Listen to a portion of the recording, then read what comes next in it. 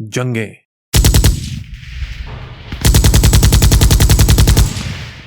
कभी कभी सब कुछ खत्म कर देती हैं। दुश्मनी और नफरत इंसानियत भुला देती है।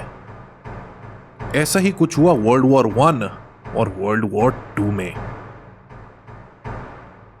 इन दोनों जंगों के दौरान लाखों करोड़ों लोग मारे गए। एक जगह एलाइज थीं और दूसरी जगह एक्सिस पावर्स। अमेरिका ने जापान पर ऐसा हमला किया जिसकी मिसाल तारीख में नहीं मिलती।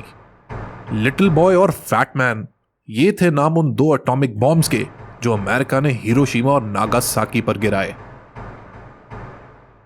लेकिन दूसरी जंग अजीम से कुछ साल पहले चंद पायलट्स ने उस वक्त के हिसाब से एक अनोखा और रेडिकल आइडिया दिया। उन्होंने सोचा कि क्या ही बेहतरीन बात होगी अगर एरियल बॉम्बिंग इतनी एक्यूरेट हो जाए कि ग्राउंड आर्मीज की जरूरत ही ना रहे। याद रखें, back in the day aerial bombing इंतहाई इनएक्यूरेट होती थी, जिससे बहुत कोलैटरल डैमेज होता था। इन पायलट्स का मकसद, इनका ख्वाब सिर्फ एक था कि कम से कम जानी नुकसान हो और जल्दी जंग जीती जा सके। इन्हीं मेवरिक्स को कहा गया द बॉम्बर माफिया। ये थे एयरफोर्स शार्प शूटर्स जिनका मकसद था प्रिसीजन बॉम्बिंग।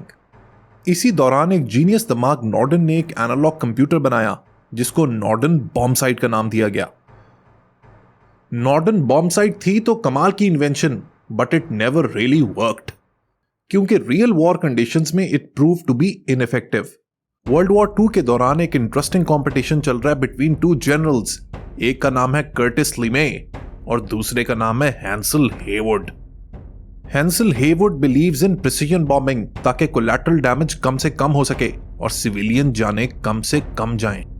दूसरी तरफ General Curtis LeMay was an aggressor.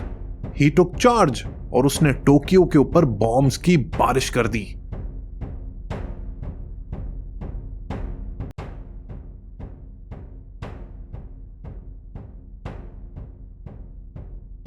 General Curtis LeMay kept on bombing Japan even after atomic bombs were dropped.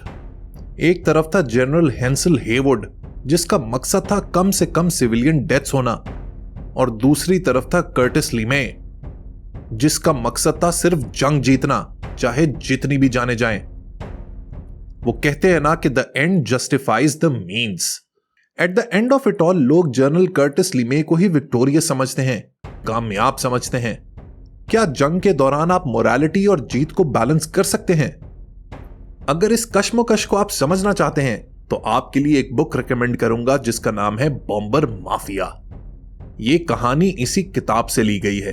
It is a book written by award winning author Malcolm Gladwell. इनकी almost सारी किताबें मैं पढ़ चुका हूं, चाहे वो blink हो, आउटलायर्स हो या टिपिंग पॉइंट। मैल्कम ग्लैडवेल अपने काउंटर इंट्यूटिव आइडियाज की वजह से बहुत मशहूर हैं। इनकी 10,000 hour theory commands global fame. The Bomber Mafia शायद टिपिंग पॉइंट या आउटलायर्स जैसी कामयाब किताब ना हो, लेकिन ये आपको जंग के दौरान डिसीजन मेकिंग से खूब आगाह करेगी। What do you think? Is all fair in love and war?